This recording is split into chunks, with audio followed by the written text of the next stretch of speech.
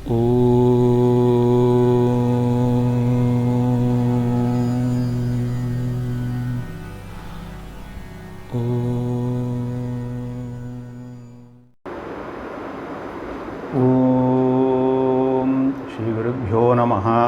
ओम् शुद्धस्फटिकसङ्काशं शुद्धविद्याप्रदायकं शुद्धं पूर्णं चिदानन्दं सदाशिवमहं श्रये शङ्खारूपेण मच्चित्तं पङ्कीकृतमभूद्यया किं करीयस्य सा माया शङ्कराचार्यमाश्रये सदाशिवसमारम्भां शङ्कराचार्यमध्यमाम् अस्मदाचार्यपर्यन्तां वन्दे गुरुपरम्परां भारतीकरुणापात्रं भारतीपदभूषणं भारतीपदमारूढं भारतीतीर्थमाश्रये विद्याविनयसम्पन्नं वीतरागं विवेकिनं वन्दे वेदान्ततत्त्वज्ञं विधुशेखरभारतीं मालासुधाकुम्भविबोधमुद्रा विद्याविराजत्करवारिजाताम् अपारकारुण्यसुधाम्बुराशिं श्रीशारदाम्बां प्रणतोऽस्मि नित्यम् हरि ओम्.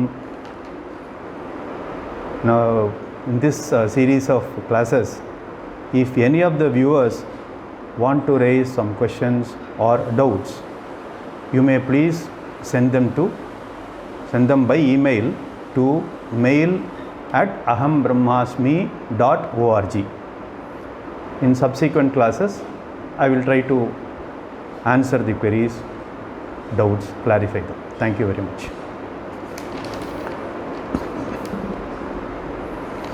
Now we will continue with where we left on the previous class. We were discussing about the 6 layers of our entire Shastram. The first layer is Vedas, that we have already explained. Now the second is Sutrani. We were going through that, and now I will continue with where I left. Now the Sutras also, Paurusheya Grantham, they are classified according to topics. Various topics they are classified. The contents are borrowed from Shastram, Veda Shastram, but it is written, words are chosen by Rishis. Therefore, they are called Paurusheya Shastram. And then another function of this Sutra Grantha is clarification. Clarification, we mean what? There could be some vague statements or seemingly vague statements in Veda. These are clarified in Sutram. Similarly, there may be some seemingly contradictory statements, very important, seemingly contradictory statements in Vedas. Once again, the Sutra Grantha will resolve this. So this is the function of Sutra Grantha. One of the meanings of Sutram is thread or a string. For example, in a garland, flowers are arranged and presented in a neat form. Similarly, our Vedic teaching topics are strewn all around Vedas, which we saw. All these topics are picked up or arranged in a nice manner. Like, for example, all rose flowers are arranged in one fashion, in one place, and then jasmine flowers are arranged in different place, and then this mala, this garland, is neatly tied and presented in all wonderful form, which is in a garland, wonderful garland, which is called Sutra Granthas. This is one way of understanding what Sutram is. Then the third layer is Smriti Granthas. Generally, they are in the form of verses, metrical form. That is, Rishis, they study Vedas, they understand the meanings, and then remember the wisdom. They remembered the wisdom, and then they present them in a very elaborate form. Sutras were in cryptic, that is in a nutshell or capsule form, which we saw. Therefore, there may be a chance for people to misinterpret, misunderstand. There may be some confusion, people. So, in order to eliminate this confusion, Smriti Granthas were written by Rishis in a more elaborate form. Once again, the functions are codification and clarification. Thousands and thousands of verses are composed in this Smriti Granthas. Well-known Smriti Granthas are Manu Smriti, written by Manu, Parashara Smriti, Yajnavalkya Smriti, Vyasa Smriti, and so on. In any of the Smritis, topics are very well arranged, neatly presented. For example, cosmology, how this Jagat, how this creation arose, a beautiful development is given. Later on, in different places, if you want to choose a particular topic, you can go to the topic. For example, the general duties, that is called Samanya Dharma, Vishesha Dharma, specific duties, and Dharma in crisis, that is Apad Dharma, are all explained very well. Of a student, of rulers, of citizen, of married people, etc. So everything is defined very well in an elaborate manner, explicit manner. There is no room for people to interpret. So very beautifully given, equally vast literature. This is about Smriti Granthas. Then the fourth layer is Puranas. Puranas are still expanded form, stories based. If Smritis are 1:10 in terms of expansion, Puranas are 1:100. That is the extent of expansion. Puranas, although they are ancient literature, yet they are very valid even today. The message, the statements, the factual messages given in Puranas are valid today, and they will be valid even for ages to come. Pura api navaha. Pura means very ancient. Navaha means very fresh. We cannot afford to discard the message, the teachings given in Puranas just because they are very ancient, they are very old. No, it is not. It is applicable even today. For our own benefit, we have to understand, we have to follow the Puranas. Puranas, once again, the functions are similar to Smriti and Sutra. They are also codified and clarified. In addition, it is magnified also. Puranas are magnified in the form of stories. As we saw, classified or glorified means what? Rearranged Vedic teaching in a particular form, topic wise. And then seeming contradiction and seeming vagueness are clarified or cleared off. This is the function of Puranas. Here, these abstract ideas have to be concretized for human beings to understand. For a small child, it is very difficult for a child to comprehend numbers. Suppose we say 5, it cannot understand immediately. Mangoes, bananas, or colors, they cannot understand. So all these abstract ideas, colors and numbers, have to be concretized into the mind of children. So the teachers, primary teachers, what they do is, for example, if they have to teach them number 1, yellow color, so they say they bring 1 banana, for example, and then they say 1 banana which is in yellow color. So this is how they explain. So then the students, the children slowly will understand the numbers, colors, etc. So this is one way of making children understand the abstract ideas. Similarly, Puranas also want to make us understand very clearly the Vedic teaching by giving big stories. It is all based on stories. For example, in Vedic mantra, there is Satyam Vada, one commandment. That is, we have to tell the truth. This is a Vedic statement, Vedic value. Now, the Puranam, Harishchandra Puranam, explains this particular aspect in a very elaborate manner by having so many stories, so many verses, thousands of verses, just to explain this one particular value. How difficult it is for Harishchandra to maintain to follow this dharma, Satyam Vada. In spite of so many hurdles faced by him, he undergoes everything and then finally he succeeds.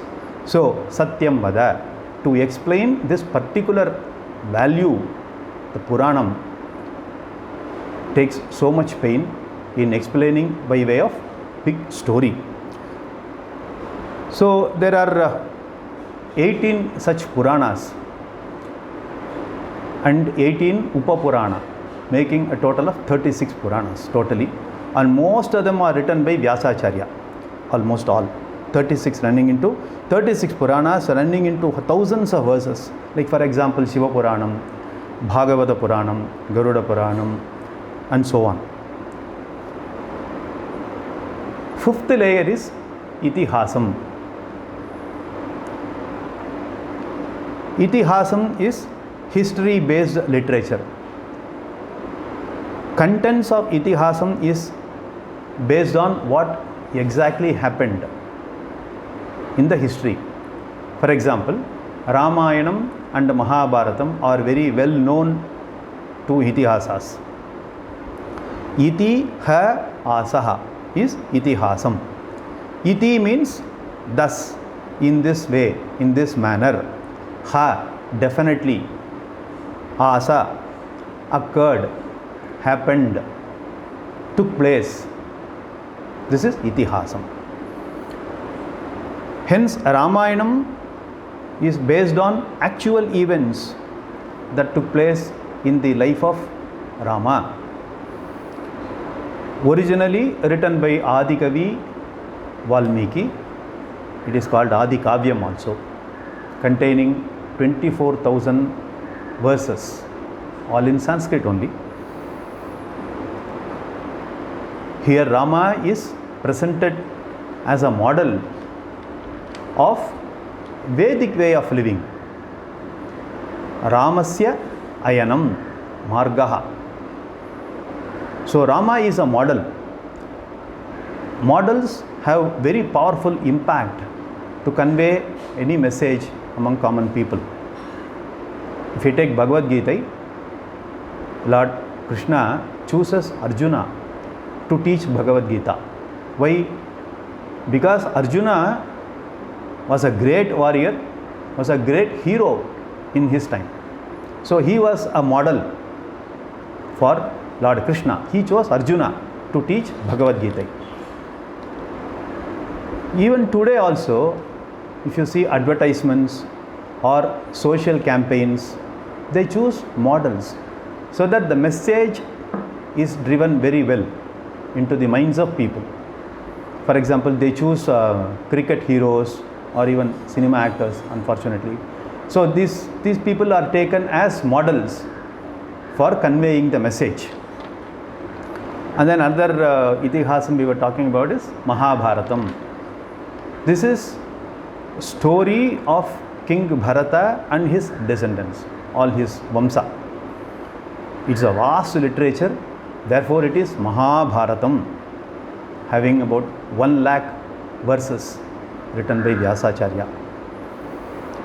Here, the story or history is not the main purpose, but Vedic teaching is the main purpose. So we should not be, it is not like simple story reading and then forget the story and go. It is not like that. Basic concept is we have to understand the Vedic teaching.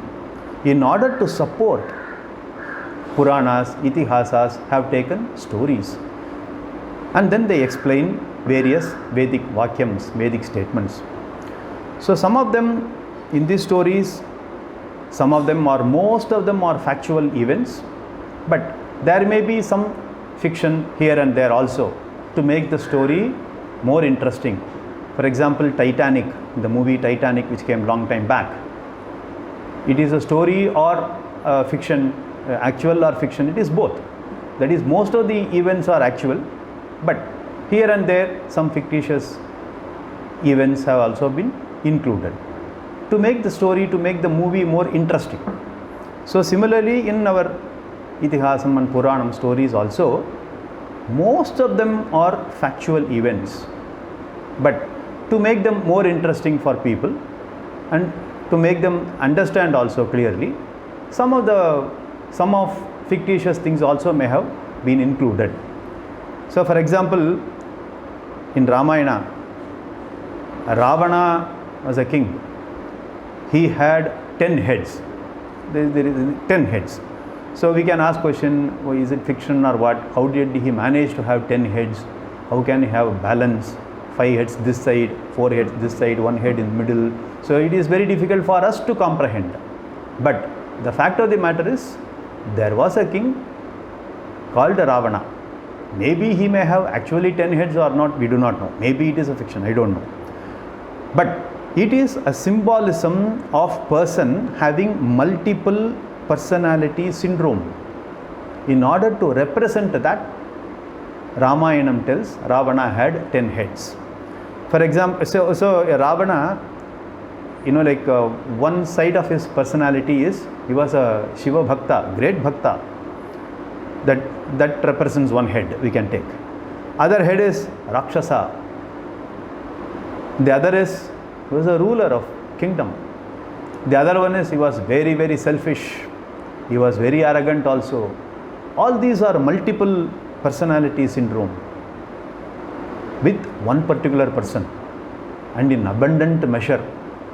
So in order to drive home the point, 10 heads for Ravana. So maybe we can say some fictitious things, maybe we can say it as masala to make things more interesting. We can take that way. So in Itihasam and Puranam, the stories are basically to concretize the ideas, basic abstract ideas. For example, Kamam, Krodha, Ahankara. So we do not know how it will be. So they will project a Rakshasa, demon, who will be full of Ahankara, or mostly he is full of Ahankara, most portion of it. Or Krodham, sort of. Just to explain, just to make things more interesting. So personification of ideas, symbolization and magnification, so that the important Vedic teachings are driven into the minds of people who read this literature. Now we saw 5 layers of our Shastram. The last one, 6th layer is Bhashyam. Bhashyam literature. All our acharyas and teachers, forefathers, have written commentaries in Sanskrit on all the above forms of literary works. The literature itself is so vast, one lifetime is not sufficient to study and understand even one particular Veda or one Purana story, one Itihasam. It is very, very difficult for people. However, even today, there are many Puranics are there who memorize Ramayana, Mahabharata. They do not refer to books in written form, they don't refer, but they tell out of memory. So they memorize and then they tell. Lakh verses in Mahabharata. It's amazing. Anyway, so this literature is so vast, it is very difficult for people to read and understand even one Veda or one Purana. But our forefathers, traditional acharyas, they have spent their energy, lifetime and intellect in explaining, to study. They have studied the Vedas, they have studied the Puranas, they have studied Itihasam, everything. In order to make us understand them very well, they have written commentaries, Bhashyams. Not only one person, lot of people have written commentaries on all Vedas, all 4 Vedas, all Smritis, most of the Sutras, most of the Puranas, Itihasa, etc. Many people have written commentaries or Bhashyam. It is explained very well how to understand this basic Puranas and Itihasam and etc. Commentaries are written by our acharyas and many people have written commentaries on commentaries. We can say sub-commentaries. Other people have written commentaries on sub-commentaries also. That is sub-commentaries. And it keeps going. So, that is how our forefathers have spent their life, energy, time and intellect in writing commentaries on all these granthas. Commentaries or sub-commentaries, sub-commentaries are very essential for us in order to unlock them, unlock our Shastras to properly understand. Because without these commentaries and sub-commentaries, if we have to read Purana, Itihasa, Smritis, etc., definitely we will be confused because our intelligence is not so great. So there will be more room for misunderstanding. We will be frustrated. There will be some seeming contradiction between one statement and another statement. We do not know. So in order to help us to unlock this particular Shastrams, it is called Sampradaya. There is a key called Sampradaya. Method of opening, unlocking particular Shastrams. Therefore, we have to only read, understand the commentaries, sub-commentaries written by our traditional acharyas and teachers and gurus.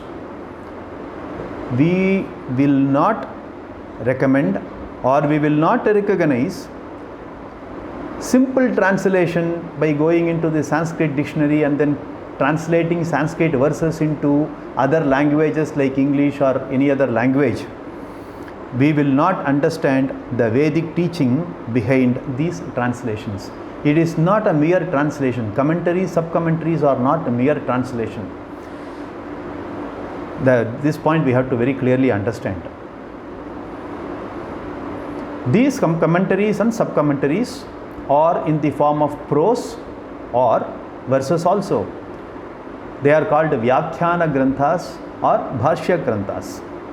For example, Brihadaranyaka Upanishad, Adi Shankaracharya has written an elaborate commentary and Sureshwaracharya has written 12,000 verses on Brihadaranyaka Upanishad.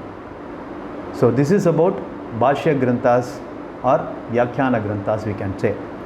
Thus, all 6 layers of literature put together is called Shastram. We have spent some time in understanding all these 6 layers. The entire Shastram is meant only for one purpose. You know what? Helping us in the accomplishment of Purushartha, human goals, which we saw in the first 2 sessions. So this is the purpose of the Shastram. Thank you very much. Hari Om. I will conclude this session with this particular point. Om Purnamidam Purnamidam Purnamudachyate Purnasya Purnamadaya Purnamevavasishyate. Om Shanti Shanti Shanti. Hari Om. Thank you. Ram Ram.